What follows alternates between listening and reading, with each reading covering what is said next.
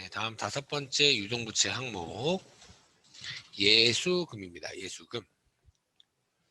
예수금이라는 개정 과목은 저희 시험 때 굉장히 많이 언급을 합니다. 예수금. 정말 많이 언급하는 내용이니까 여러분들이 꼭 숙지를 하고 계셔야 됩니다.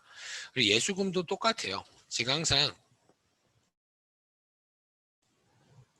시험 때 이 분계를 풀 때 여러분들 규칙이 좀 있다라고 했잖아요. 그죠?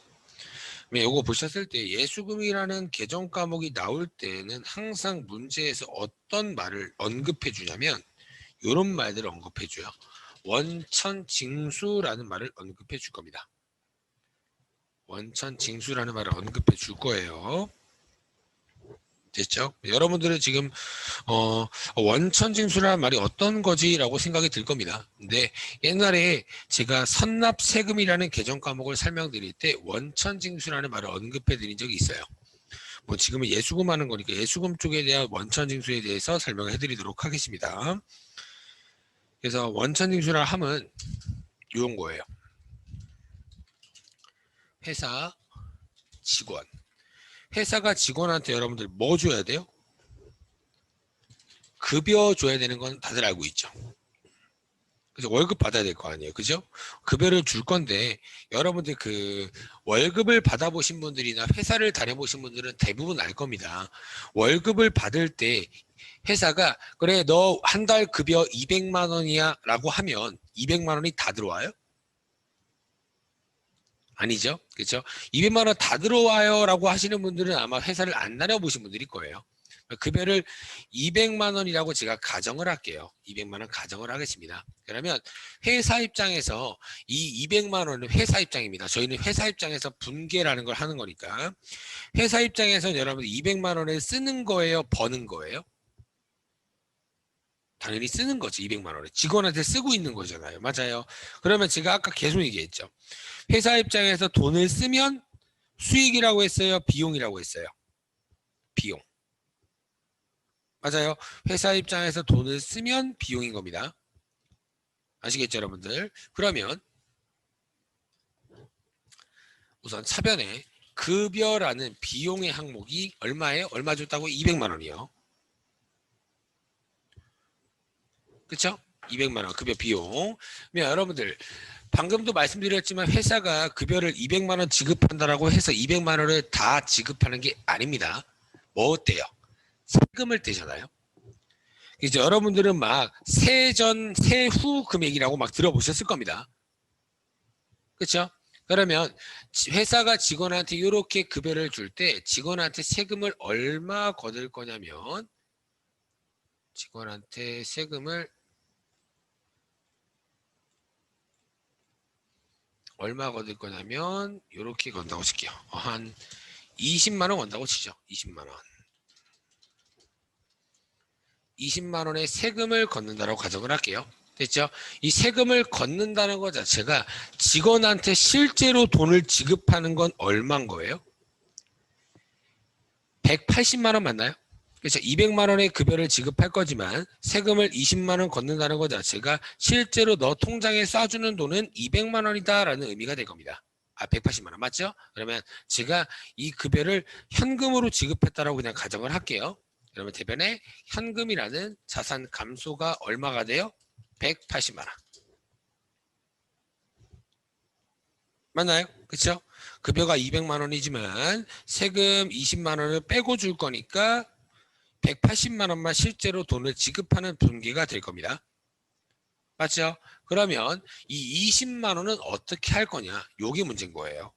그렇죠? 그래서 이 세금 20만 원을 뭐라고 부르냐? 원천징수세액이라고 부르는 겁니다. 원천징수세. 원천세라고 들어보신 분들이 있을 겁니다. 원천세. 그 원천세라고 부르는 게 이 원천세예요. 아시겠죠, 여러분들? 그래서 제가 원천징수라는 말이 나오면 반드시 나올 수 있는 개정 과목이 예수금이라고 말씀을 드렸습니다. 그렇죠? 원천징수 세액이라는 단어가 나오면 예수금이라는 개정 과목이 나올 겁니다. 무조건요.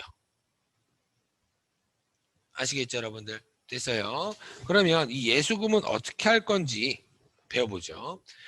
회사가 직원한테 급여를 200으로 산정을 했지만 반드시 이렇게 직원 같은 개인한테 돈을 줄 때, 직원은 개인이잖아요. 회사가 아니죠. 개인한테 돈을 줄 때는 반드시 이렇게 세금을 20만 원 원천 징수해라라가 세법 규정이에요. 왜 그럴까요? 여러분들 만약에 회사가 여러분들한테 돈을 줄 거예요. 돈을 줄 건데 야 내가 너한테 200만 원 다 줄 테니까 너가 세금 신고 잘 해라. 이러면 모든 개인들이 세금 신고 잘 할까요? 못하는 사람이 일반적이겠죠. 그렇죠? 그래서 국가가 어떻게 딱 규정을 만들어 놨냐면 야 무조건 개인한테 돈 줄 때는 세금을 걷어라 라고 시켜놨어요. 왜 그런다고요? 개인들은 일반적으로 세금에 대한 신고를 잘 모르니까요. 됐어요? 그래서 이런 거를 원천징수라고 부른다고. 원천징수. 아시겠죠? 그러면 이 20만 원은 회사가 걷어놓을 거죠. 회사가 갖고 있을 겁니다. 회사가 20만 원을 아싸 20만 원 내 거다고 회사가 먹을까요? 전혀 아니겠죠. 20만 원은 회사가 갖고 있다가 누구한테 내야 될까요? 국가한테 내야 되는 겁니다. 국가한테. 되셨나요? 이거를 회사가 먹게 하진 않겠죠. 당연히 국가한테 내야 되는 겁니다. 그래서 직원이 내야 되는 돈인데 직원이 세금에 대해서 신고를 못할까 봐 국가는 모든 회사들한테 야 직원한테 돈 줄 때 세금 반드시 걷어놔서 너네가 대신 내라 라고 시켰다고요. 아시겠죠 여러분들? 이런 형태를 원천징수세액이라고 부른다는 얘기입니다. 아시겠죠 여러분들? 됐어요. 그러면 이 20만 원은 회사가 갖고 있는 건 맞지만 회사가 먹어요 국가한테 내야 되는 돈이라고요? 어차피 국가한테 내야 되는 돈이라고 했죠. 그렇죠? 그래서 이 20만 원은 예수금이라는 부채가 되는 겁니다. 회사가 20만 원을 갖고 있긴 하지만 20만 원은 어차피 국가한테 낼 돈이니까 내 돈 아니잖아요. 되셨나요? 근데 반드시 급여 줄 때만은 아니에요. 제가 뭐라 그랬어요? 개인한테 돈 줄 때. 아시겠죠? 회사가 개인한테 급여 말고 다른 걸로도 돈을 줬다라고 했을 때 반드시 이렇게 세금을 걷어놓으라고 시킨다고요. 세금을 걷어 이렇게 시킨다는 얘기입니다. 걷는 이유가 뭐라고요? 회사 네가 걷어서 대신 국가한테 내라라고 시킨 거라고요. 그래서 20만 원은 회사 갖고 있지만 어차피 국가한테 내야 되는 돈이기 때문에 예수금이라는 부채로 인식을 한다는 얘기입니다. 이해가 되나요? 됐어요? 그러면 요 분기는 당연히 숙지를 하셔야 되는 거고요. 그 다음에 이제 이런 거 나오죠. 지난달 급여 지급 시 원천 징수했던 20만 원에 대해서 보통 예금으로 이체하여 납부하였다. 요렇게 나온다고요. 이게 첫 번째 예제. 요게 두 번째.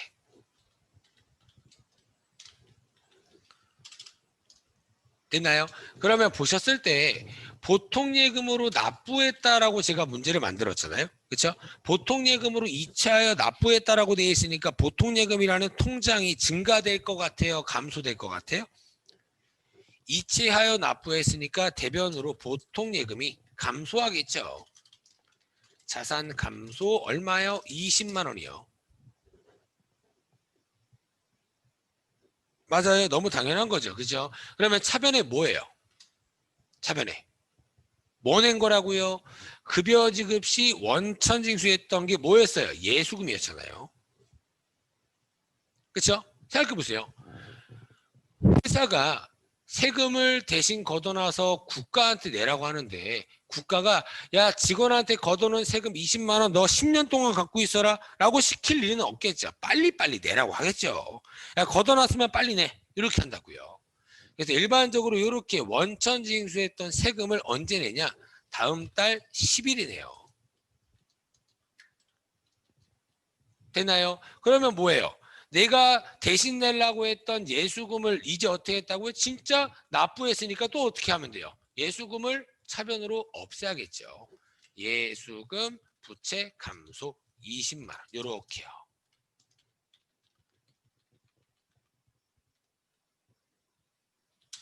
되셨나요?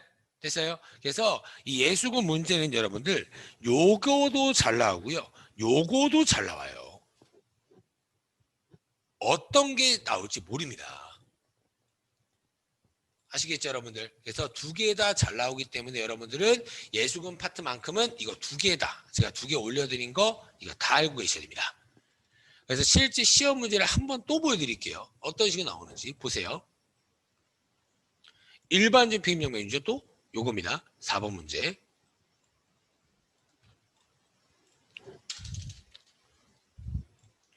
이거는 83회입니다.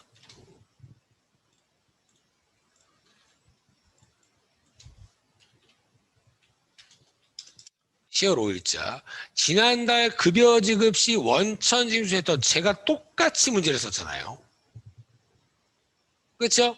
이거 뭐라고요? 원천 징수했던 거 예수금이었을 거라고. 예수금. 맞아요. 예수금 15만 3,870원을 보통 예금에서 납부하였다. 똑같잖아요. 맞아요. 그러면 대변으로 또 뭐예요? 보통 예금 자산 감소 얼마예요? 15만 3,870원. 됐어요. 그러면 차변에 또 뭐 감소시키면 돼요? 예수금이요. 부채 감소 15만 3,080원. 이렇게 하시면 끝인 겁니다.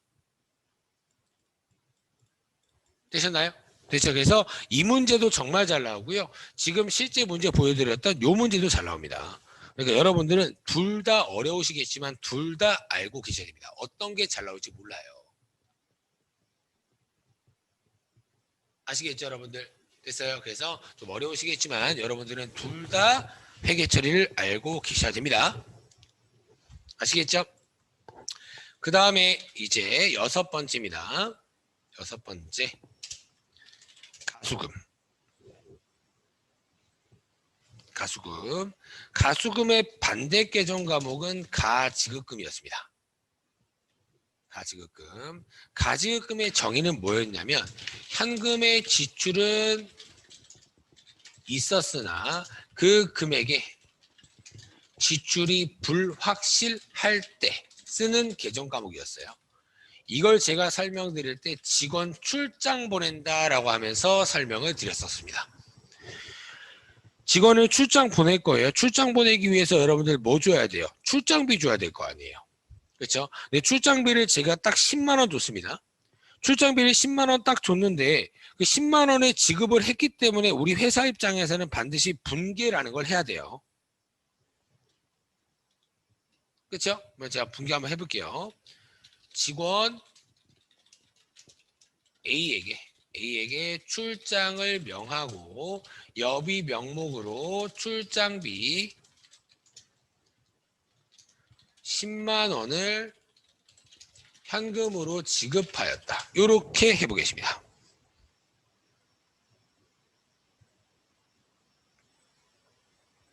됐나요? 됐죠? 우선 현금으로 지급했기 때문에 현금이 나가겠죠. 대변에 현금이라는 자산 감소 얼마예요? 10만 원. 근데 여러분들 지금 이거 보시면 회사 입장에서 돈을 쓰는 거예요? 돈을 버는 거예요? 회사 입장에서? 돈을 쓰는 거 맞나요? 10만 원 줬으니까요. 제가 계속 얘기했던 게 뭐예요? 돈을 쓰면 비용으로 처리하라고 했죠. 맞아요. 근데 이거는 비용 처리가 될 것 같아요? 안 될 것 같아요? 아직 안 됩니다. 왜요? 돈을 쓰긴 했지만 어디다 쓰지 몰라요. 어디다 쓸지. 맞아요. 이 출장 간 A 직원이 밥을 몇 끼를 먹을지 얼마짜리를 먹을지 어디서 쓸지 아직 모르잖아요. 그럴 때 쓰는 계정 과목이 가지급금이라고요. 됐나요? 그래서 차변에 가지급금 10만 원 이렇게 잡아 썼다가 여러분 이 가지급금 10만 원 언제 없어질 것 같아요? 진짜 이 직원이 A가 어디다 쓴지 확실해졌을 때. 그래서 이렇게 나올 겁니다. 직원 A가 출장을 복귀하고 영수증을 확인해 보니 밥값 10,000원, 교통비 50,000원, 잔액은 현금으로 수령. 이렇게 나올 거라고요. 그럼 여러분들이 봤을 때 이제 어디다 쓴지 알아요? 아직도 몰라요. 이제 어디다 쓸지 확실해졌죠? 그렇기 때문에 실제로 비용 처리하는 겁니다. 됐나요? 어디다 쓸지 확실해졌다라는 것 자체가 가지급금을 없애는 거라고요. 대변에 가지급금 10만 원 이렇게 되나요? 그러면 이제 어디다 썼대요? 밥값 10,000원 썼고요. 교통비로 5만 원 썼대요. 제가 요거 설명드릴 때도 그렇게 설명드렸습니다. 출장 가면 무조건 뭘 쓸까요? 라고 얘기했었어요. 뭐 써요? 출장 가면? 교통비 무조건 쓰죠? 그렇죠? 그리고 밥값도 무조건 들 거 아니에요. 밥값 안 되는 출장이 어디 있어요? 요런 것들을 다 합쳐서 출장 갈 때 무조건 써야 되는 돈들을 다 합쳐서 여비 교통비라는 비용으로 처리한다고요.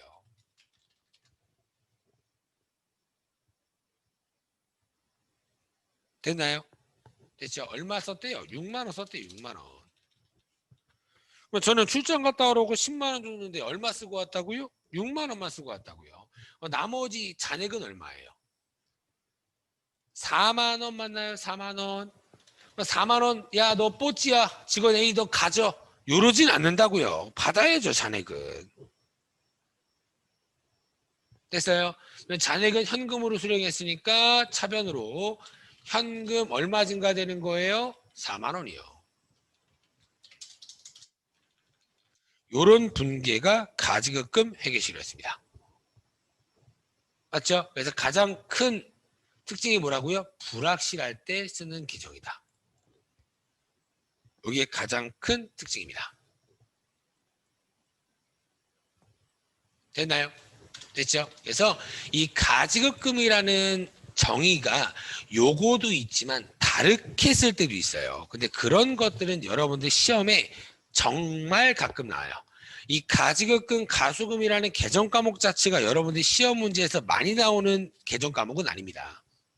아시겠죠? 그래서 일반적인 가지급금의 정의가 예구나라고 우선 알고 계시고 제가 문제 풀 때마다 가지급금 문제가 혹시나 나오면 그때 제가 요 의미 말고 다른 의미도 있습니다라고 하고 한 번 더 설명을 드리도록 하겠습니다. 아시겠죠? 기본적으로 이런 의미라고 생각을 먼저 해주시면 될 것 같아요. 아시겠죠? 그럼 이제 저희가 본격적으로 이제 가수금을 보죠. 가수금. 가수금. 여러분들 반대 계정 과목이라는 것 자체가 뭐예요? 의미가 비슷하다고요. 가수금도 뭔가 불확실할 때 쓰는 계정이에요.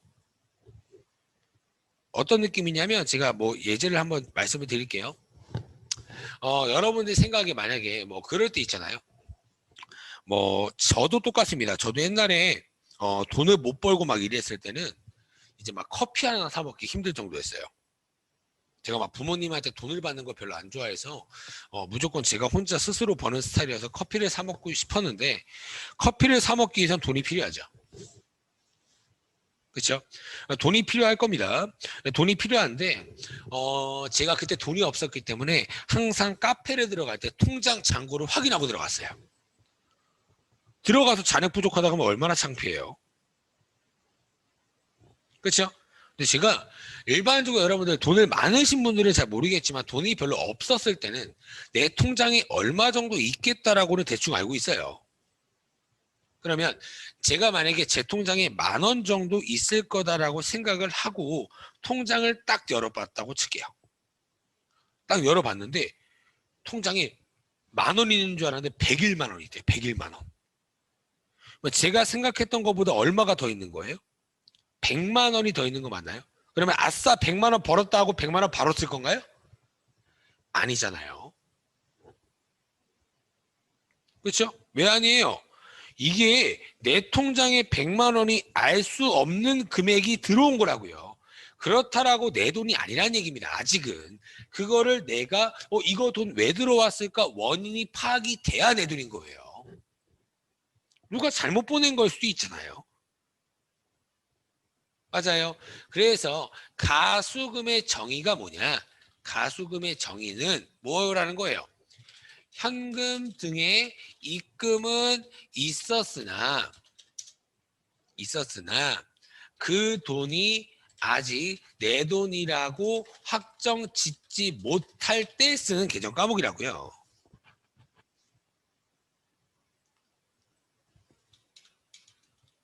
됐나요? 뭐예요? 뭐 문제가 그런 식으로 나오겠죠. 뭐 알 수 없는 금액이 입금되었다. 이렇게 나오는 겁니다. 됐나요? 한번 문제 한번 해볼까요?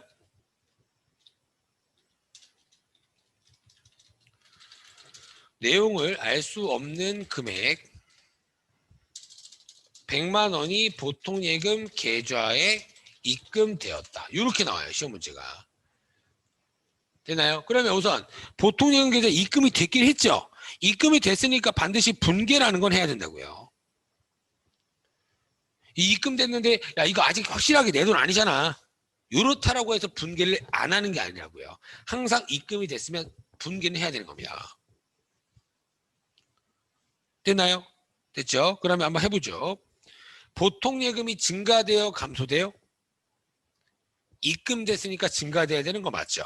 그러면 차변에 보통 예금이라는 자산 증가가 얼마예요? 100만 원 되겠죠? 맞아요. 근데 요거 확실히 내 돈인가요? 아직은 모르죠. 그럴 때 쓰는 임시 계정 과목이 가수금이라는 부채라고요. 100만 원. 누구한테 이게 누가 잘못 보낸 거면은 바로 줘야 될 돈일 수 있잖아요. 그래서 부채로 인식을 하는 겁니다. 처음엔.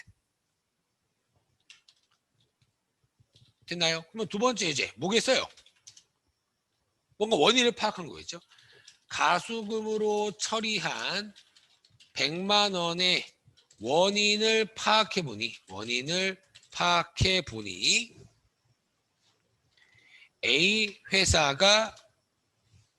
A 회사에게 제품을 판매하고 외상으로 받을 돈을 회수한 것으로 판명되었다. 이런 식으로 이유가 나올 거예요. 이유가. 되나요? 그럼 한번 보죠. 우선 원인을 찾았다는 거예요? 아직도 못 찾았다는 거예요? 원인을 찾았다는 거니까 반드시 뭐 없어요? 원인 찾았으면 얘 없애야죠. 가수금, 부채 감소, 얼마예요? 100만 원이요, 100만 원. 되나요? 원인을 파악한 게 뭐예요? A 회사한테 제품을 판매했었고요. 외상으로 받을 돈이 있었답니다. 제가 계속 뭐라 그랬어요? 제품을 판매하고 외상으로 받을 돈이면 무슨 계정 과목으로 해놨었을까요? 이죠? 외상 매출금. 맞아요. 제품을 판매하고 외상으로 받기로 했다고 외상 매출금이잖아요. 됐어요. 그러면 외상 매출금을 받았다는 거죠. 그럼 어떻게? 대변을 없애라고 했잖아요. 외상 매출금 자산 감소 100만 원. 받을 돈을 받았으면 없애야죠.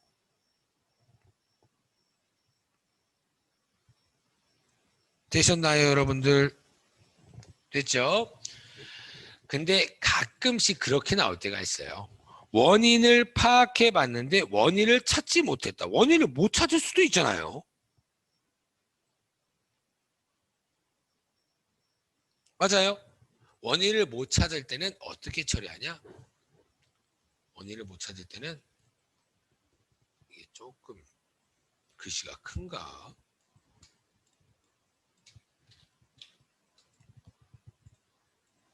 네, 원인을 못 찾을 때는 대변에 그냥 이렇게 처리해요. 잡이, 수익 이렇게 처리합니다. 왜요? 그런 느낌이잖아요. 통장에 돈이 입금이 됐는데 원인을 못 찾았다. 그래도 통장에 돈이 입금됐으니까 회사 입장에서 이득이잖아요. 맞아요? 그렇죠? 그래서 그냥 잡이익으로 처리합니다. 됐어요? 근데 이 가수금이라는 계정 과목 자체가 시험 문제에서 많이 언급하는 계정 과목은 아니에요. 잘 나오는 거는 못 봤습니다. 그래도 한 번이라도 나온 적은 있기 때문에 요런 개정 과목도 있구나 정도만이라도 숙지를 하시라는 얘기입니다. 아시겠죠, 여러분들? 됐죠? 여기까지가 가수금에 대한 얘기입니다. 그 다음에 7번. 이제 얼마 안 남았어요. 유동성 장기부채. 제가 여러분들 계속 말씀드렸지만 저희 시험에는 결산 문제라는 게 있다라고 했죠. 맞아요. 막 감가상각비 할 때 막 요럴 때 계속 얘기했잖아요. 그죠? 이 유동성 장기부채도 결산 문제입니다. 근데 제가 결산 문제도 종류가 있다라고 했습니다. 수동 결산 문제랑 자동 결산 문제가 있다라고 했죠. 맞아요. 수동 결산은 의미가 뭐라 그랬어요? 내가 직접 12월 31일로 조회를 해서 직접 분계를 한다. 그게 수동 결산. 맞아요. 자동 결산은 뭐라 그랬어요? 프로그램에 알맞게 금액을 쓰면 자동으로 분계를 해준다. 그게 자동 결산이라고 했습니다. 기억나요? 제가 결산 항목들은 한 번에 한 번 정리해 드릴 겁니다. 아시겠죠? 네, 수동 결산이랑 자동 결산이 있다 정도는 이제 기억하세요. 아시겠죠? 요거는 수동 결산 문제입니다. 수동 결산 문제니까 반드시 회계 처리를 알고 계셔야 한다고요. 직접 분기해야 되는 게 수동 결산이니까. 되셨나요? 됐죠? 그러면 이제 제가 문제를 만들어 볼게요. 문제를 7월 1일. 문제 만들어 볼 겁니다.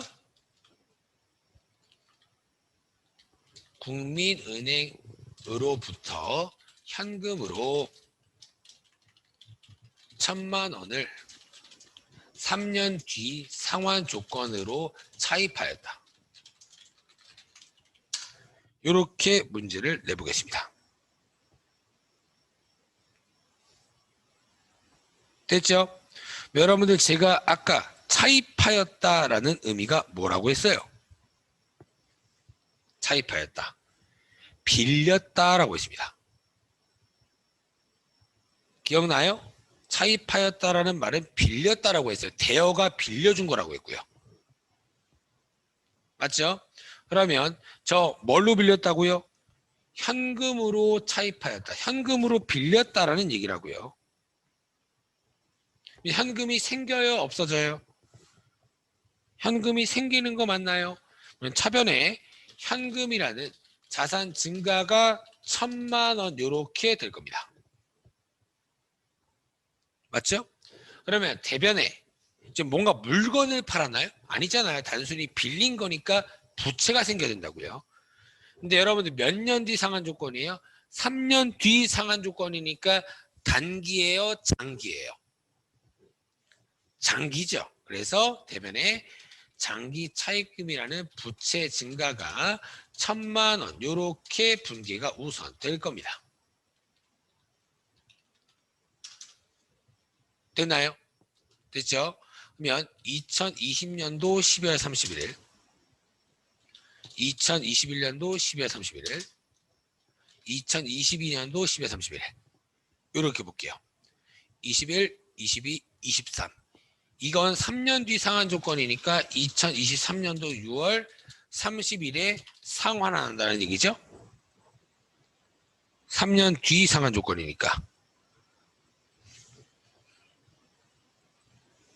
맞아요, 여러분들. 그렇죠? 근데 요때는 유동성 장기부채라는 개정 과목이 결산 문제라고 말씀을 드렸잖아요. 그렇죠?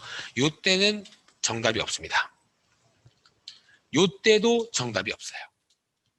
요때 정답이 있습니다. 여러분들 시험 때는 반드시 정답이 있는 요때로 나오겠죠.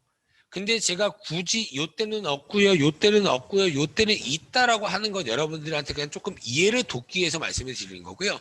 여러분들 시험은 무조건 분계라는 정답이 있어야 되니까 얘로 나올 거예요, 정답이 있는. 되나요? 그래서 유동성 장기부채라는 정의를 말씀드릴게요. 됐죠? 이게 여러분들 중요한 게 뭐냐?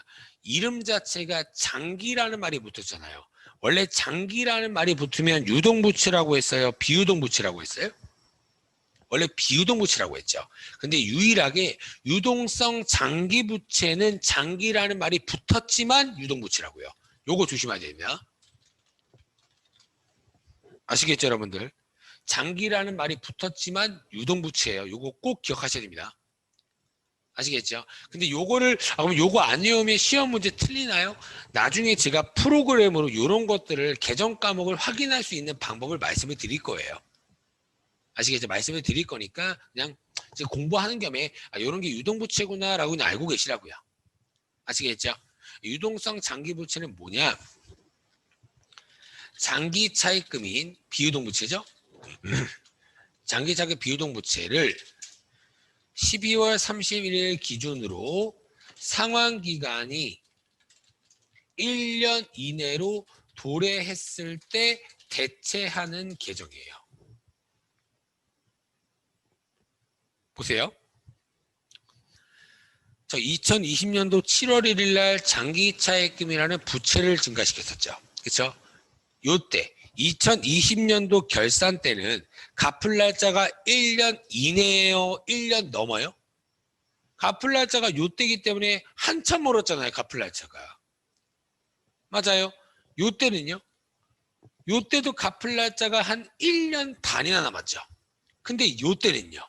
갚을 날짜가 이제 몇 개월밖에 안 남았어요. 6개월밖에 안 남았다는 얘기예요. 맞나요, 여러분들? 이런 식으로 12월 31일자의 날짜 기준으로 갚을 날짜가 1년도 안 남았을 때 쓰는 계정 과목이 유동성 장기부채라는 계정 과목이라고요. 되셨나요? 됐어요? 그래서 이때 분계가 어떻게 되냐? 처음에 비유동부채인 장기차입금을 차변으로 없앱니다. 장기차입금 부채 감소 1,000만 원 이렇게 없애요. 그리고 대변에 제가 대체하는 계정이라고 했죠. 대체한다는 게 여러분들 바꾼다라는 의미잖아요. 그래서 제가 대변에 유동성 장기부채라는 부채 증가 항목으로 다시 1,000만 원 이렇게 증가를 시킵니다. 그럼 이 분기를 보니까 뭐예요? 장기 차입금을 없애고 대변의 유동성 장기부채라는 걸 다시 증가시키는 거구나. 요거 자체가 장기 차입금을 유동성 장기부채로 대체한다, 바꾼다라는 의미라고요. 언제만 바꾼다고요? 12월 31일자 기준으로 갚을 날짜가 1년 이내일 때만. 이런 것들을 유동성 대체라고 표현합니다. 여러분들은 굳이 귀찮게 갚은 것도 아닌데 굳이 이렇게 왜 바꿀까라고 의문이 드실 겁니다. 맞아요. 이런 거를 바꾸는 이유가 뭐냐면 여러분들 만약에 우리 회사 장부에 장기 차입금 1,000만 원이라고 장부에 써 있으면 일반적인 회계 담당자는 장기 차입금이니까 갚을 날이 멀었겠구나 라고 생각을 해서 현금을 준비를 안 해요. 그렇죠? 그렇죠? 근데 여러분들 만약에 내가 유동성 장기부채로 바꿔놨대요. 그러면 여러분들이 장부를 봤을 때 유동성 장기부채 1,000만 원이 있네. 요거는 그럼 곧 갚아야 되니까 돈을 준비해야 되겠구나라고 생각이 들 거 아니에요. 일반적으로. 맞아요. 그렇기 때문에 이렇게 좀 귀찮지만 비유동부채인 장기차입금을 유동부채인 유동성 장기부채로 굳이 바꿔줘라라는 규칙을 모든 회사들은 정해놨다는 얘기예요. 이해가 되셨나요? 그래서 이 유동성 장기부채라는 유동성 대체라는 문제도 굉장히 출제가 많이 됩니다. 제가 어떤 식으로 나오는지 문제를 한번 보여드리도록 하겠습니다. 제가 부가적으로 좀 길게 설명을 드린 이유는 여러분들이 그냥 조금이나마 쉽게 이해하시라고 이렇게 설명을 드린 거고요. 시험 문제 그냥 딱 이렇게만 나와요. 뭐라고 돼 있어요? 국일은행으로부터 차입한 장기 차입금이라고 돼 있잖아요. 장기 차입금이라는 것 자체가 뭐예요? 비유동부채죠. 그렇죠? 그렇죠? 장기 차입금이라는 비유동부채 중 2,500만 원이 갚을 날짜 만기가 1년 미만으로 도래하였다. 이렇게만 나와요. 시험 문제가. 그러면 이런 문제가 요런 내용이구나라고 모르시는 분들은 이게 갑자기 무슨 소리야? 이런다고요. 일반적으로. 어떤 느낌인지 이해가 되셨나요? 그래서 제가 조금 설명을 길게 하는 겁니다. 근데 이렇게 설명을 길게 해도 어려우신 분들이 있을 겁니다. 그러면 이런 문제를 저랑 자주 푸시면 돼요. 항상. 분계도 똑같습니다. 자주 하면 진짜 실력이 늘어요. 저도 옛날에는 진짜 못 풀었습니다. 자주 하다 보니까 느는 거예요. 국인은행으로부터 차입한 장기 차입금 2,500만 원 중 1년으로 만기가 도래한 게 있다. 어떻게 한다고 했어요? 유동성 장기 부채로 바꿔준다. 대체한다라고 말씀을 드렸습니다. 그래서 차변으로 또 장기 차입금이라는 부채 감소 얼마예요? 2,500만 원. 맞아요. 그 대변으로 뭘로 바꿔준다고요? 유동성 장기 부채. 부채 다시 증가시키는 겁니다. 바꿔주는 거니까. 그래서 2,500만 원. 이런 식의 분계가 결산 문제라고요. 그래서 제가 한번 써볼게요. 수동결산 문제니까 일반전표 입력 들어가셔서 12월 31일 친 다음에 보라고 말씀을 드렸습니다. 그래서 차변에 장기 차입금 금액은 2,500만 원, 대변으로 유동성 장기 부채 이렇게만 해주시면 된다고요.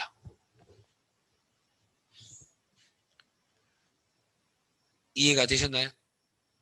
됐어요? 그래서 이렇게 이런 문제가 결산 문제구나라고 생각하시면 될 것 같습니다. 아시겠죠, 여러분들? 됐어요? 네, 그리고 8번째 보죠. 8번째만 보고 끝내도록 하겠습니다. 8번째 책대로 안 하겠습니다. 미지급 세금. 우선 여러분 이름 자체가 뭐예요? 미지급이잖아요. 그리고 뒤에 뭐가 붙었어요? 세금이요. 그럼 뭐겠어요, 여러분들? 세금을 내야 될 돈이라는 뜻이겠죠. 맞아요. 요 미지급 세금은 여러분들 결산 문제에서도 나오고요. 그냥 아까부터 계속 풀었던 일반전표 입력 문제에서도 나옵니다. 그만큼 미지급 세금이라는 개정 과목이 중요하다는 얘기예요. 아시겠죠? 세금입니다. 제가 가정만 해드릴게요. 제가 여러분들 회사가 돈을 벌면 뭐 내야 된다라고 했어요? 법인세라는 세금을 내야 된다라고 말씀을 드렸습니다. 맞아요. 회사가 돈을 벌면 세금을 내야 돼요. 그 세금이 법인세라고요. 됐어요? 됐죠? 법인세. 법인세. 회사가 돈을 벌었다는 것 자체가 12월 31일에 확정이 납니다. 중간에 확정 나는 게 아니라고요. 12월 31일 날 내가 번 돈과 쓴 돈을 계산을 해서 내가 진짜 순수하게 요만큼 벌었구나라는 순이익을 구한다라고 했잖아요. 그래서 계산 구조가 수익 빼기 비용은 순이익이다라고 말씀을 드렸습니다. 그렇죠? 그래서 순이익 가지고 이 법인세라는 세금을 구해요. 됐어요? 이 세금을 구하면 세금을 내야 돼요? 받아야 돼요? 당연히 세금을 내야겠죠. 세금을 내는 거니까 회사 입장에서는 돈을 쓰는 거예요? 버는 거예요? 쓰는 거 맞나요? 그러면 제가 돈을 쓰면 항상 비용이라고 했잖아요. 차변에 그 개정 과목이 법인세 비용이에요. 옛날에 이거 했었습니다. 법인세 비용. 법인세 비용. 이거를 저랑 언제 했었냐면 옛날에 53페이지에서 했던 내용이에요. 53페이지. 근데 뭐 기억이 안 날 겁니다. 한 번 더 보자고요. 법인세 비용입니다. 법인세 비용을 1,000만 원이라고 할게요. 1,000만 원. 이거 언제라고요? 12월 30일이었죠. 됐어요? 법인세 비용 1,000만 원인데 이 법인세는 여러분들 12월 31일자에 구하지만 이 법인세라는 건 내년 3월에 낼 수 있는 세금이에요. 언제 낼 수 있다고요? 내년 3월에요.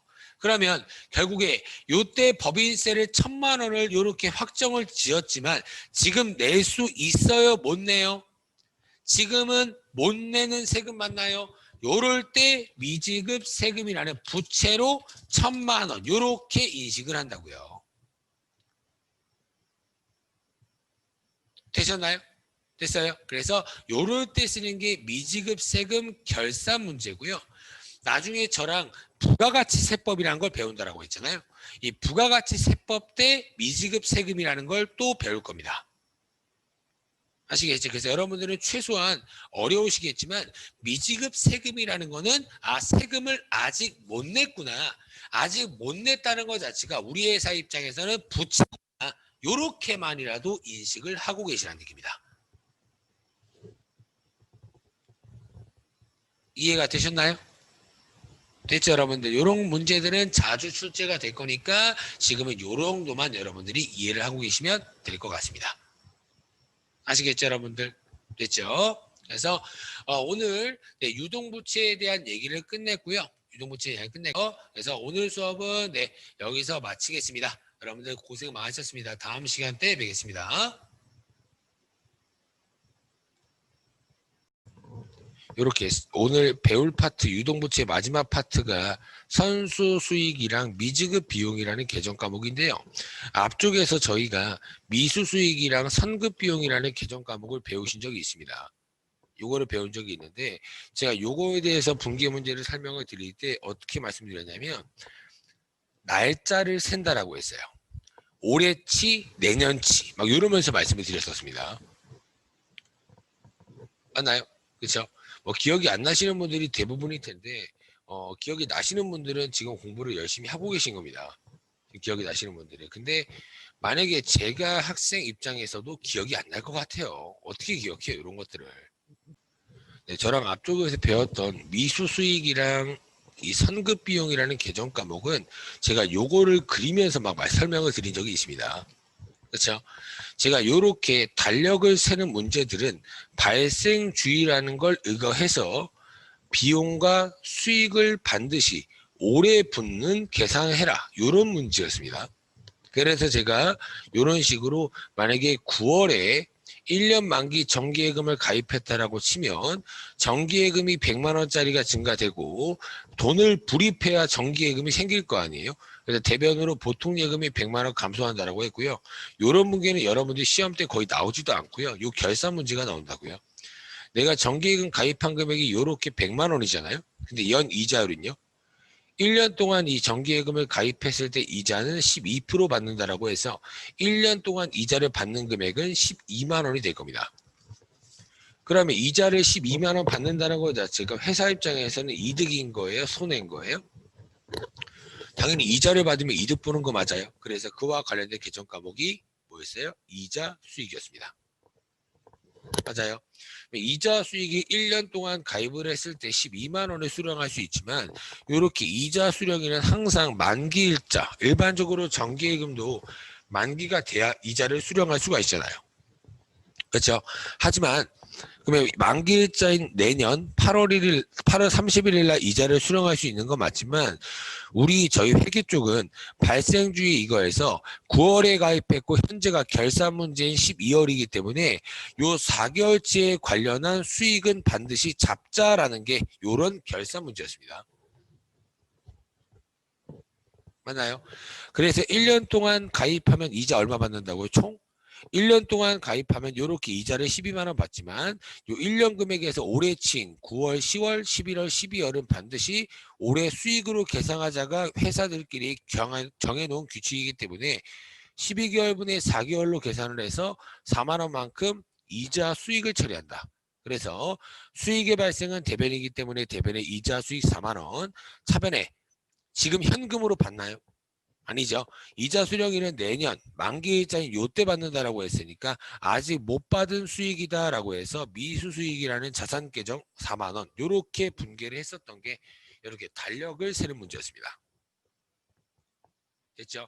이 달력 세는 문제가 굉장히 까다로워요. 막 올해 개월 수를 세야 되기 때문에 까다롭습니다. 근데 이 달력 세는 문제들은 잘 나와요. 제가 제일 잘 나온다는 달력 세는 문제가 뭐였어요? 얘가 제일 잘 나온다라고 했습니다. 여러분들이 분기 문제를 풀 때 결산 문제 저희가 계속 보여드렸잖아요. 그렇죠? 결산 문제 보여드리면서 이 달력 세는 문제 방금처럼 뭐 올해치 내년치 이렇게 구분하는 계정은 이렇게 4개밖에 없습니다. 4개밖에. 그래서 이 4개에 대해서 여러분들이 숙지를 하셔야 되고요. 상급 비용이 여러분들 제일 많이 나옵니다. 다른 이것들과 비교할 수도 없을 만큼 얘가 제일 많이 나와요. 아시겠죠? 그래도 얘랑 얘도 가끔씩 등장을 하는 문제이기 때문에 이 3개도 여러분들이 풀 줄 아셔야 된다고요. 분계를 외우는 게 아닙니다. 요런 문제가 나올 때는 요렇게 정답을 산출하면 되겠구나라고 여러분들이 이해하시면 돼요. 이해되시나요? 그래서 한 가지를 말씀을 드리면 상급 비용이라는 결산 문제죠. 결산 문제입니다. 결산 문제. 자, 수동 결산 문제고요. 제가 결산에는 종류가 2가지가 있다라고 매번 말씀을 드렸죠. 요거는 수동결산 문제입니다.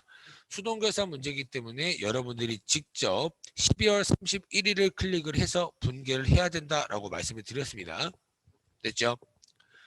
그래서 미수수익이라는 거랑 성급비용을 제가 배웠다라고 말씀을 드렸잖아요. 그렇죠? 미수수익이라고 만약에 결산 문제에 등장을 할 때는 방금 문제처럼 정기예금에 관련한 이자 얘기를 할 거예요. 되나요? 100%는 아닌데 일반적으로 한 90%가 이렇게 나옵니다. 시험 문제가. 아시겠죠? 그리고 상급 비용이라는 개정 과목이 정답으로 산출이 될 때는 그 문제 자체에서 보험료나 임차료라는 비용이 나올 거예요. 보험료 또는 임차료라는 비용이 나올 겁니다. 이해가 됐나요? 그래서 이렇게 요런 개정 과목 어려운데 하지만 결산 문제에서 요것들이 나오면 정답이 얘네들이 나오겠구나. 요렇게라도 우선 떠올리고 계시라는 얘기입니다. 어차피 여러분들이 지금 상급 비용에 대해서 좀 어렵다라고 생각하시는 분들이나 잘 기억이 안 난다라고 하시는 분들은 크게 상관이 없는 게 나중에 기출문제 풀 때 매 회차 시험 문제 나올 겁니다. 정말 잘 나오는 내용이에요. 아시겠죠? 그렇기 때문에 잘 나오는 것들은 오히려 기억을 안 해주세요. 많이 풀어볼 거니까. 네, 잘 등장하지 않는 문제들을 기억을 못하면 어려워진다는 얘기예요. 왜요? 일반적으로 시험 풀 때 얘만 주구장창 나오면 얘는 완벽하게 숙지를 하고 시험장에 들어가요. 근데 갑자기 얘가 튀어나와요. 그러면 이제 학생들 입장에서 이번 시험 문제 어려웠다 이런다는 얘기예요. 근데 이해가 됩니다. 저도 옛날에 공부를 했던 사람이고 옛날에 시험을 봤던 사람이니까 저도 충분히 그랬을 거예요. 그렇죠? 하지만 제가 그랬기 때문에 여러분들한테는 이렇게 시험을 합격하는 방법을 말씀을 드리는 겁니다. 우선 저랑 기출문제를 많이 푸시면 무조건 합격을 합니다. 정말로. 그거는 뭐 장난컨대 합격을 할 거예요. 지금 배우실 때 와 쉽다 이러신 분은 없어요. 어떻게 배울 때 쉬워요. 그죠? 배우는 거는 그냥 요런 내용이구나 라고 숙지만 하신다고 생각하시면 됩니다. 아시겠죠? 그래서 오늘 이 선수 수익이랑 미지급 비용에 대해서 공부를 할 겁니다. 우선 여기다가 제가 그냥 쉽게 달력 세는 문제라고 써놓을게요. 달력 세는 문제. 됐죠? 그래서 오늘 유동부채와 관련된 선수 수익과 미지급 비용에 대해서 공부를 해보죠. 공부를 하고요. 제가 예를 들어서 설명을 드릴 거고 이 선수 수익과 관련된 문제는 실제 문제도 한번 풀어보도록 하겠습니다. 선수 수익. 제가 예제가 어떻게 나오는지 말씀을 드릴게요. 이거는 뭐 설명드릴 게 없고요. 문제를 보시면서 요런 얘기구나 라고 여러분들이 파악해 주시면 될 것 같습니다. 아시겠죠? 어떤 느낌이냐? 2020년도 7월 1일 날 1년치 임대료 120만 원을 현금으로 수령하였다. 이렇게 문제를 한번 제가 만들어 보도록 하겠습니다. 됐죠? 2020년도 7월 1일 날 1년치 임대료라고요. 임대료. 여러분들 임대료라는 거는 뭐 여러분들이 뭐 요 임대료 뭐지? 라고 하시는 분들이 있고 임대료가 뭐구나 라고 알고 계시는 분들이 있을 겁니다. 이런 식으로 수익 비용 계정 과목들은 어차피 이렇게 분계를 하면서 배우기 때문에 영상을 보시면서 확인하라고 말씀을 드렸고요. 임대료라는 건 여러분들 뭐냐면 건물주 입장에서 받는 월세예요. 임대료는 수익이에요, 비용이에요? 아무리 몰라도 현금으로 받았다라고 되어 있으니까 수익이 맞는 거겠죠. 그렇죠? 그래서 건물주 입장에서는 임대료, 세입자 입장에서는 뭐예요? 그러면 임차료고예요. 빌렸다. 옛날에 자산할 때 임차 보증금 설명드린 적이 있잖아요. 그렇죠? 임대료는 수익, 임차료는 비용입니다. 됐어요? 그러면 분개를 한번 해볼까요? 이렇게 하고요. 그 다음에 제가 가로에다가 수익으로 계상이라고 써놓을게요.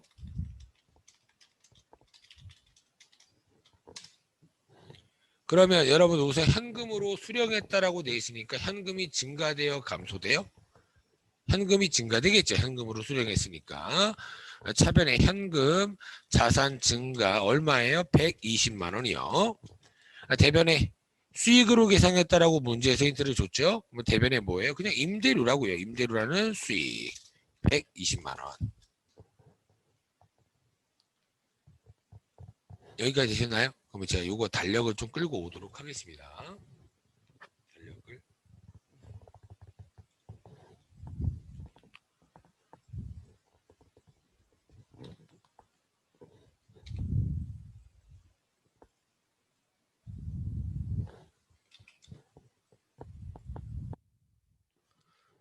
끌고 올게요.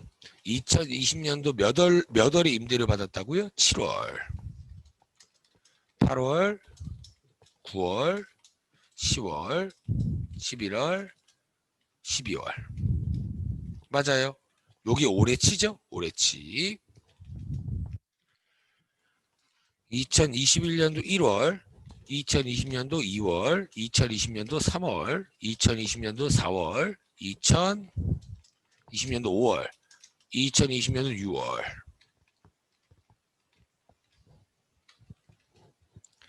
그러면 제가 여러분들 지금 이 7월 달이 임대료라는 월세를 받은 시점이죠. 그렇죠?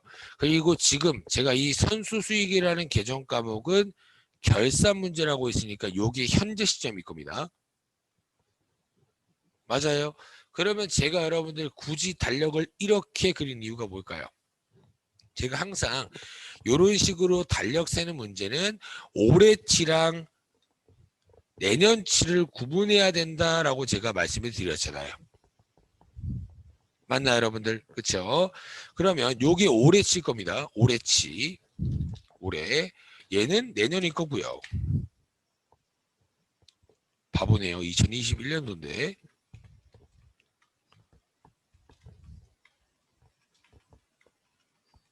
됐어요? 됐죠? 그러면 반드시 뭐라고 했어요? 올해치는 수익 잡자. 내년치는 아직 수익 안 된다. 이런 얘기였다고요. 맞나요? 맞아요. 지금 이렇게 1년치의 임대료가 얼마라고 했어요? 제가 120만 원이라고 했죠. 그래서 120만 원을 전체를 뭘로 잡아놨어요? 임대료라는 수익으로 잡아놓은 거 보이시나요? 맞아요. 근데 여러분들 제가 방금 뭐라 그랬어요? 올해치만 수익 잡자. 내년치는 아직 수익으로 인정할 수 없다. 이게 발생주의라고요. 되나요? 그러면 여러분들 딱 봐도 1년치가 120만 원이면 올해치는 얼마일까요? 60만 원이겠죠. 6개월이니까. 그죠? 내년치도 얼마예요? 60만 원. 맞아요. 그러면 지금 보셨을 때 2020년도 12월 31일 결산, 수동 결산 문제가 나왔다라고 했을 때 여러분들 생각에는 임대료라는 요 수익을 더 대변으로 발생 증가시켜야 될 것 같아요. 수익을 반대편으로 줄여야 될 것 같아요. 맞춰보세요, 여러분들. 더 수익을 증가시킨다. 2번, 수익을 이번엔 줄인다. 뭐가 맞을까요? 얘가 맞는 겁니다. 수익을 줄인다. 왜요? 제가 올해치 60만 원만 수익으로 잡아야 된다라고 했잖아요. 맞아요.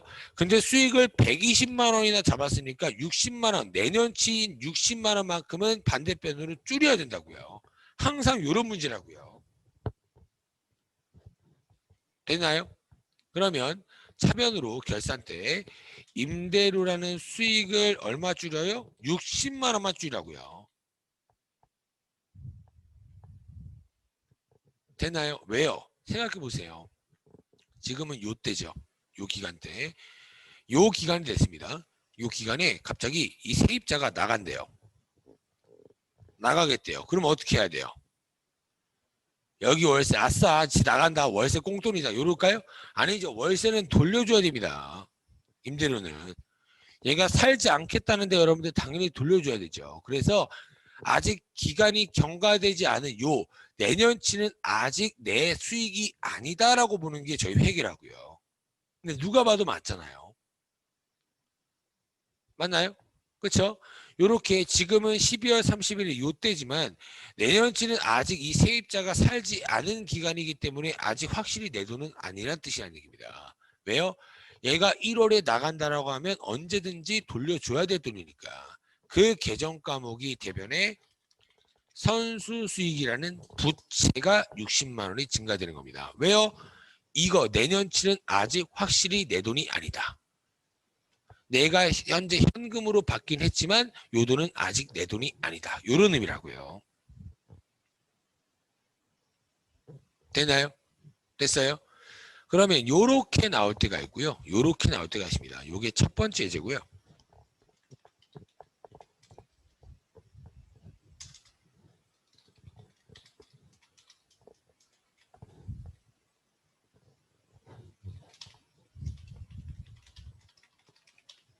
요렇게 나올 때가 있어요. 제가 이 문제를 이 문제로 쓱 바꿔본 겁니다. 그럼 뭐만 바꿨어요 지금?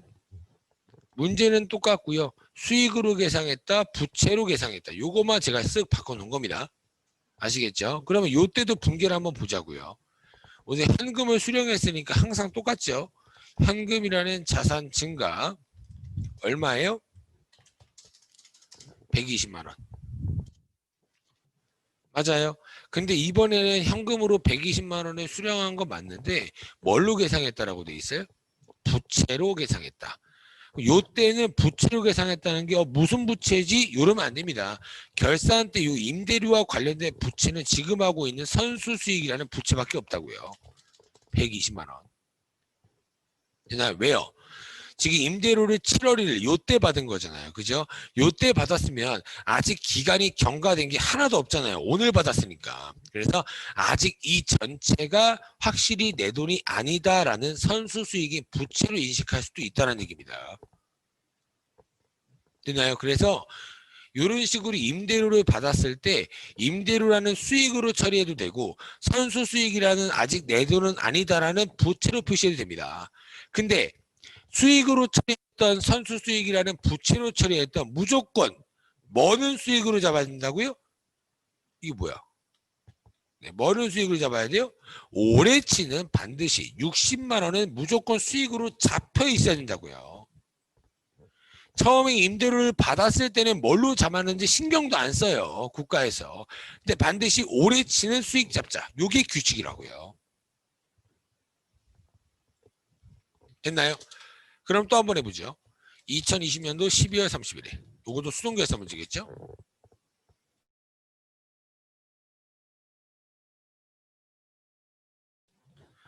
보셨을 때 똑같이 여기다 그냥 놓을게요.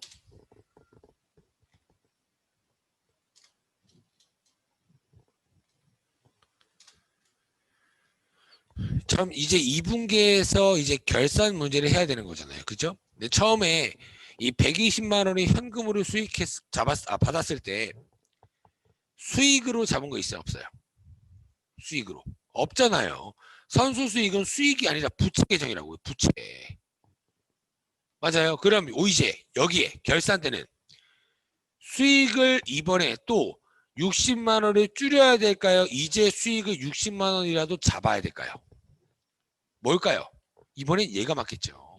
왜요?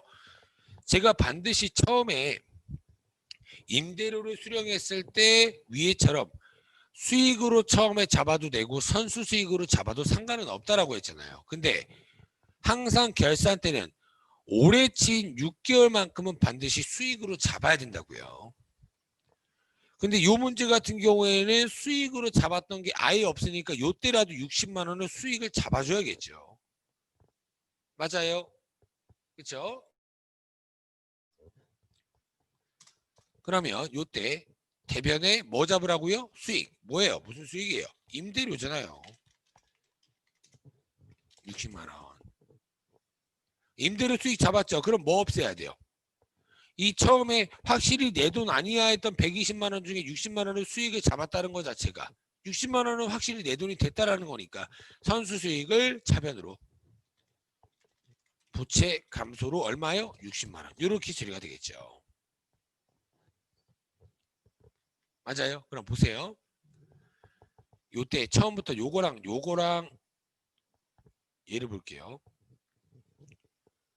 번 돈이 수익, 쓴 돈이 뭐예요? 비용. 맞아요. 이렇게 계산하면 순이익이 나온다라고 말씀을 드렸습니다. 이렇게 한 케이스. 그 다음에 얘랑 얘도 볼게요. 얘도 여기다 할까 오른쪽에 수익 빼기 비용 순이익. 됐죠? 요 빨간 색깔 보세요. 첫 번째 1년치 임대료 120만 원을 현금으로 수령하고 수익으로 계산했다. 그래서 임대료라는 수익 계정 과목을 썼죠. 그러면 요 금액이 요렇게 여기에 120 요렇게 들어간다고요. 됐나요? 근데 제가 결산이 되면 항상 올해 친 6개월만 수익으로 잡아야 된다. 그게 얼마였어요? 60이라고 했잖아요. 60만 원만 수익으로 잡아야 되는데 여러분들 저희가 현금으로 수령했을 때 120이나 수익으로 잡아놨잖아요. 수익을 더 잡는다고요? 줄인다고요? 우선 최소한 더 잡을 건 없겠죠. 더 잡을 건. 맞아요. 그래서 120만 원에서 대변에 있던 수익을 차변으로 반대편으로 임대료 60 그래서 여기 마이너스 60 이렇게 차변으로 줄였기 때문에 이제 손익계산서에 수익이 이런 식으로 60만 원만 딱 잡힌다고요. 됐나요? 그 다음에 이제 요걸로 볼게요. 요거 2020년도 7월 1일 날 120만 원의 임대료를 현금으로 수령하고 부채로 계상했다라고 했으니까 선수 수익으로 잡았다는 얘기입니다. 여기에 들어가는 항목이 하나도 없었다는 얘기예요. 부채니까요. 맞아요. 근데 항상 규칙이 뭐라고요? 오래 치는 수익 잡죠. 얼마라고요? 60이라고요. 그러면 요때는 하나도 잡은 게 없으니까 요때라도 60만 원 잡아줘야 될 거 아니에요. 그래서 임대료라는 수익을 요렇게 요쪽으로 60만 원 요렇게 잡아준 거예요. 그럼 결국에 뭐예요? 결국에 결산이 끝나면 60만 원, 60만 원, 수익 60만 원만 딱 잡히는 건 똑같은 얘기라고요.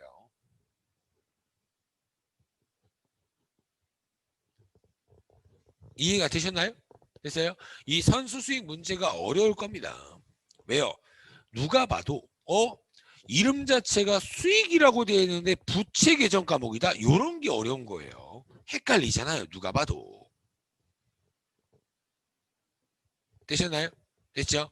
그래서 요거와 실제 관련된 문제를 한번 풀어보도록 할 겁니다. 실제 문제가 여러분들이 파악하셨을 때 어떤 걸 보셔야 되냐? 처음에 임대료를 받았을 때 이렇게 임대료를 받았을 때 수익으로 잡았냐 또는 부채로 잡았냐 얘를 보는 게 첫 번째라고요. 그래야지 결산 때 정답이 달라지니까요. 되시나요? 이 문제 엄청 어려운 겁니다. 같이 한번 보죠. 83회 수험번호랑 감독관 확인번호고요. 같이 한번 풀어보도록 하겠습니다. 보죠.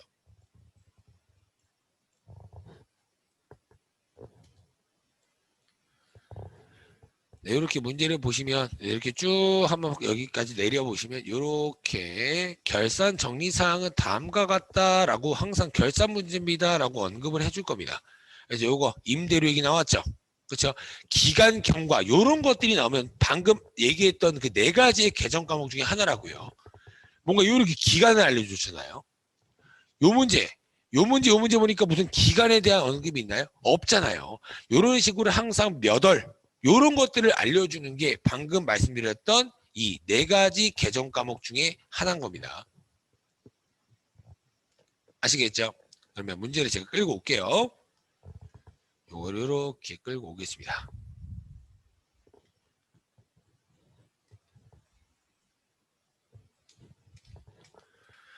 네, 보시면 12월 31일 현재 임대료 영업의 수익이라고 되어 있습니다. 영업의 수익이에요.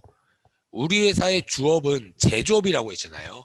뭔가 건물을 빌려줘가지고 돈 받는 거는 부수수익이라고요. 영업의 수익. 됐죠? 관련 기간 경과분이 있다. 5월 1일 날 전주로부터 1년분, 1년치 맞죠? 임대료 720만 원을 받았었대요. 그럼 분기 한번 연습해 보자고요. 언제 받았다고요, 지금? 5월? 2019년도 5월 1일. 맞나요? 5월 1일 날 받았다고 했으니까. 맞아요. 얼마 받았대요? 720만 원을 받았대요. 근데 뭐 뭘로 받았다라는 말은 없으니까 그냥 현금으로 받았다라고 칠게요. 그냥 가정하겠습니다. 현금으로 받았으니까 현금이 증가되겠죠? 자산 증가 얼마예요? 720만 원 받았대요. 맞나요? 그렇죠? 720만 원 받았고요. 근데 여러분들 보세요. 항상 제가 뭐라 그랬어요? 임대료를 받았을 때 수익으로 계상했는지 부채로 계상했는지 항상 요걸 보라고 했잖아요. 문제에서 뭐래요? 전부 부채로 처리했었으며 라고 나와 있죠. 그러면 대변에 선수 수익이라는 부채 요렇게 720만 요렇게 잡았다는 거구나. 요렇게 파악하시는 겁니다. 됐나요? 근데 내가 선생님 저 이거 파악하는 것도 힘들어요. 하시는 분들이 만약에 있으실 거예요. 그죠? 그럼 요 문제 항상 결산 문제는 수동 결산 문제는 일반 조표 들어가서 입력했죠. 여기서 12월 31일. 그럼 보세요. 아까 임대료 언제 받았다고요? 5월 1일. 그러면 분명히 5월 1일 날 돈을 받았기 때문에 분계를 써놨을 거예요. 이렇게 날짜에다가 5월 1일. 요렇게 치면 요렇게 차변에 현금 대변에 선수수익 720만 요렇게 분기가 돼 있는 걸 확인하셔도 된다고요. 여러분들이 편하신 방법을 하시면 됩니다. 이해가 되셨나요?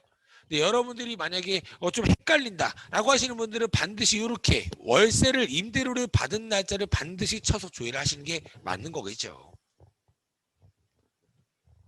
되나요? 제가 썼던 분기랑 똑같은 거죠. 그렇죠? 지금은 무슨 문제예요? 결산 문제라고 했잖아요. 결산 문제. 그렇죠? 좀 좁은 것 같으니까 여기다가 쓸게요.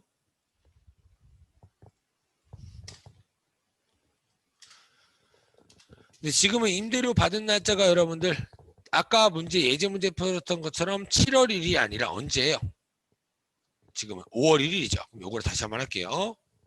5월, 6월, 7월, 8월, 9월, 10월,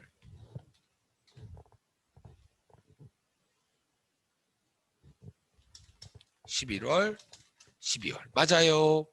그 다음에 1월, 2월, 3월, 4월까지죠.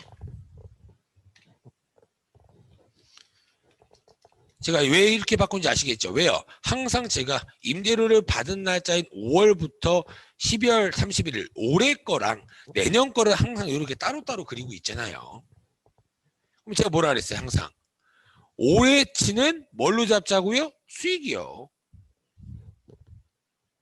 맞아요. 근데 임대료라는 걸 720만 원 받았을 때 수익으로 잡은 게 있나요? 없나요? 없잖아요. 둘 다 자산 항목, 부채 항목이니까. 그러면 결산 때는 오히려 수익을 또 빼야 돼요. 잡아줘야 돼요. 잡아줘야죠. 요 때는 수익 잡은 게 없으니까 결산 때라도 올해 치인 요 금액에 대해서 수익을 잡아줘야 된다고요. 되셨나요? 그러면 어떻게 계산할까요? 1년치가 얼마라고요? 720만 원. 맞아요. 곱하기 몇 개월분에 몇 개월 하면 돼요? 총 1년치니까 여기 12개월 분에 몇 개월이에요? 이거 올해치 8개월. 이렇게 계산하면 되겠죠. 맞아요. 12개월 분의 8개월. 됐어요. 이렇게 계산 한번 해볼까요? 제가 계산기에 두들겨 볼게요.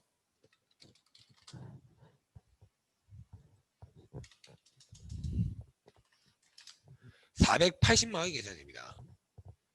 480만 원.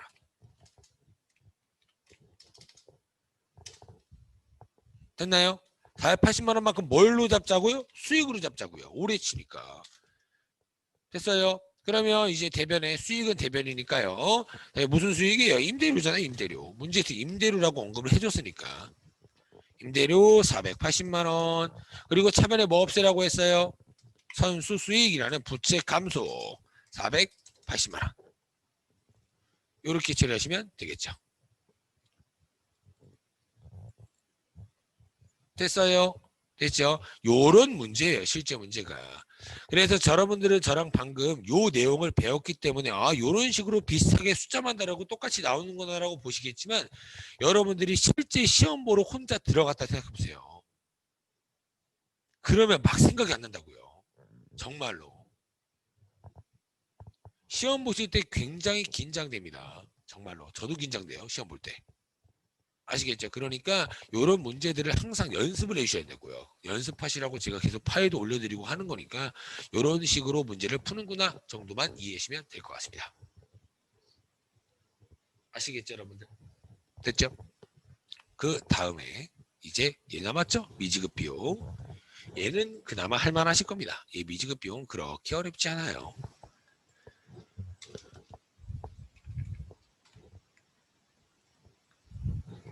미지급 비용 얘를 보도록 하죠. 미지급 비용. 우선 미지급 비용. 미지급이라는 것 자체가 뭔가 딱 봐도 부채 성격이죠. 맞아요. 그렇죠. 요거에 대해서 문제를 한번 풀어보죠. 보세요. 예제를 만들어 드릴게요. 1년 만기. 그냥 2020년도 7월 1일 날 국민은행으로부터 1년 만기로 1년 상환 조건으로 100만 원을 차입하였다. 이렇게 한번 해보도록 하겠습니다.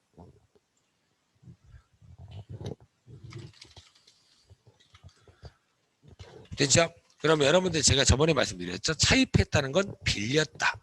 대여가 빌려준 거다.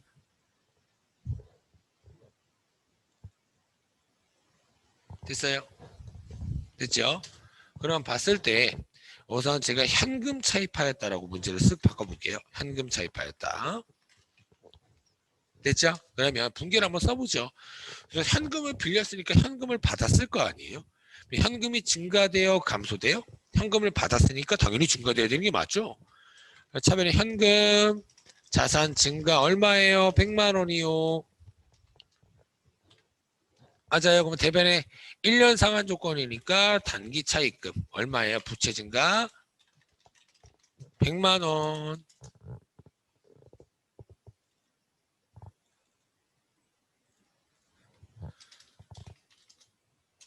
되셨죠? 됐죠? 요런 분계는 뭐 그냥 저희가 계속 연습했던 단기 차입금 관련된 분계고요. 요런 분계들이 아니라 지금 뭐 하고 있어요? 계속 결산 문제 하고 있잖아요. 그렇죠? 결산 문제 어떻게 제가 문제를 추가할 거냐면 연 이자율을 깔끔하게 12%가 기요. 그리고 이자 지급 시기는 연 이자율 12%, 이자 지급 시기는 만기일에 일시 지급. 이렇게 가정을 두겠습니다. 제가 굳이 예제를 제가 문제를 이렇게 상상의 나래를 펼치면서 여러분들한테 만들어 드리는데 이런 가정을 주는 거 이유가 뭐냐면 여러분들 시험 때도 반드시 이런 가정이 나올 겁니다. 아시겠죠? 그럼 봤을 때 저 얼마 빌렸다고요 지금? 100만 원 빌렸죠. 그렇죠? 100만 원 빌렸고요. 이자 지급 시기가 언제라고요? 만기일, 갚을 날 때고요. 갚을 날 때. 상환하는 날짜. 상환하는 날짜, 갚을 날짜가 언제인 거예요? 상환하는 날짜 언제예요? 2021년도 6월 30일이겠죠. 맞나요? 그렇죠. 요때 빌렸고 1년 뒤에 상환 조건이니까. 됐어요? 됐죠? 그리고 연이자 100만 원 빌렸을 때 국민은행한테 이자 얼마 줘야 된다고요? 12%. 그러면 연이자를 계산해 보면 원금 100만 원 곱하기 12% 하면 얼마예요? 12만 원의 이자를 지급해야 될 겁니다. 지금 이자를 지급해야 되는 거지 이자를 받아야 되는 건 아니잖아요. 돈을 빌렸는데 이자 받는데 얼마나 좋겠어요. 그런 거 없잖아요. 이거 이자에 대한 얘기고 이 12만 원만큼 이자를 써야 돼요, 벌어야 돼요? 써야 되는 거 맞나요? 국민은행한테. 그럼 이거 무슨 비용일까요?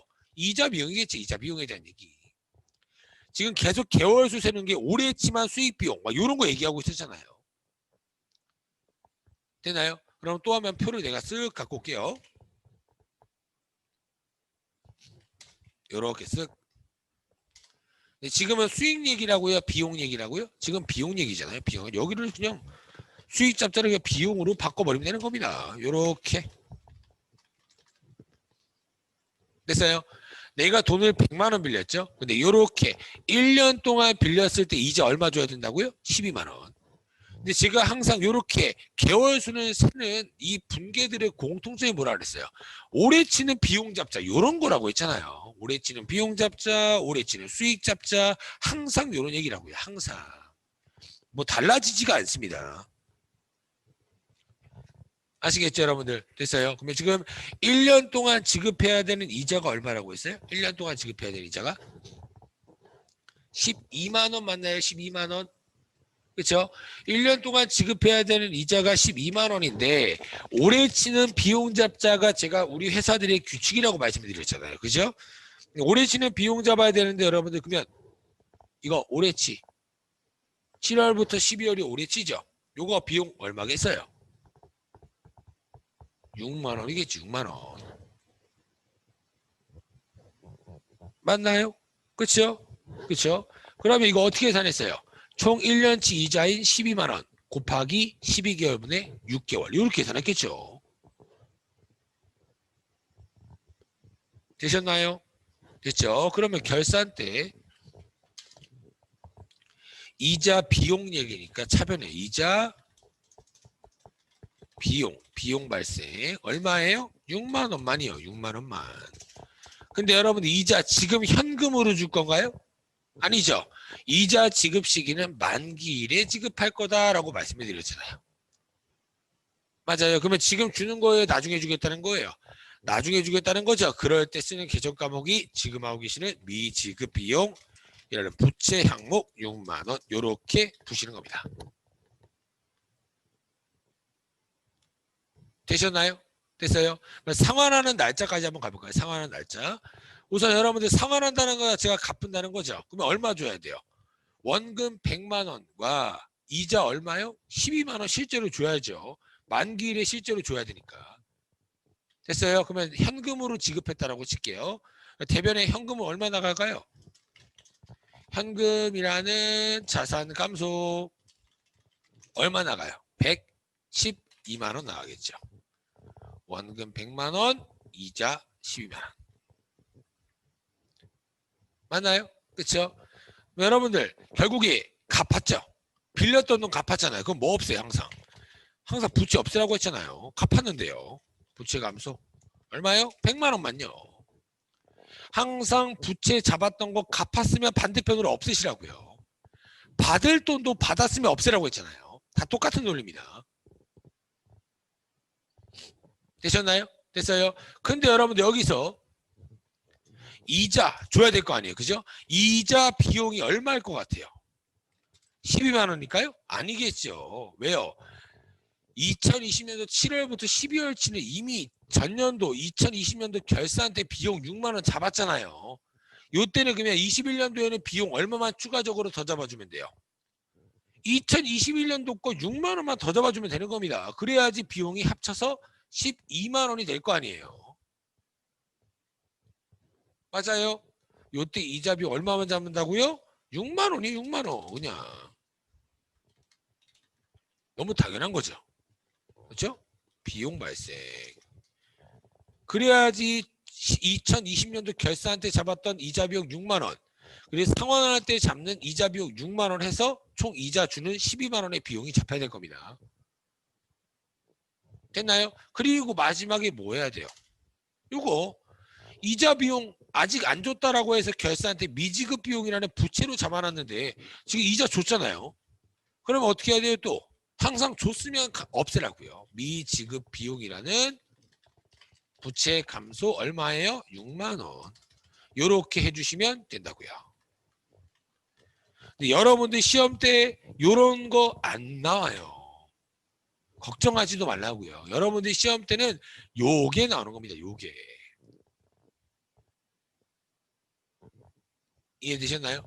근데 제가 요렇게 막 개월수 세는 문제잖아요. 요런 개월수 세는 문제 중에서 가장 안 나오는 게 얘예요. 미지급 비용. 제일 잘 안 나옵니다. 아시겠죠, 여러분들? 그러니까 여러분들은 이걸 안 나온다라고 여러분들 머릿속에 지우라는 게 아니에요. 나올 수도 있잖아요, 여러분들 시험 때는. 그죠? 하지만 여러분들 항상 요거 계속 달력 세는 문제라고 했죠. 그럼 여러분들은 항상 얘가 가장 중요하니까 얘를 1번으로 보고, 뭐 얘를 2번으로 보고, 얘를 3번으로 보고, 그다음 마지막에 잘 안 나오는 미지급 비용을 4번째, 4번째로 보라는 얘기입니다. 아시겠죠? 항상 공부하실 때는 순서를 정해놓고 공부하시는 게 가장 효율적입니다. 아시겠죠, 여러분들? 됐어요? 그래서 이렇게 달력 세는 문제 4가지고요. 이 달력 세는 문제는 여러분들 나중에 문제 푸실 때 더 풀 겁니다. 더 풀 거니까 내가 혼자 집에서 결산 문제 풀 때만 조금 연습을 해보자 라는 마인드로 가시면 돼요. 아시겠죠?